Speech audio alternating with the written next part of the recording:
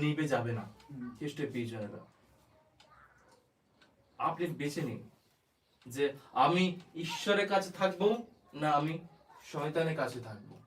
দুটো নৌকায় পা দিয়ে যাবো, দুটো নৌকায় যখন সরে যাবে ধপাস করে পড়ে যাবে। হালেলুয়া। শুনতে হয়তো একটু খারাপ লাগে, কিন্তু প্রকৃত এটাই।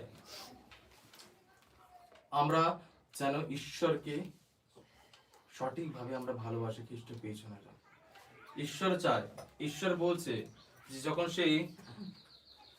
সেই দুটো একটা সন্তানের আমরা ঘটনা শুনেছি, হারানো পুত্র কথা আমরা শুনেছি।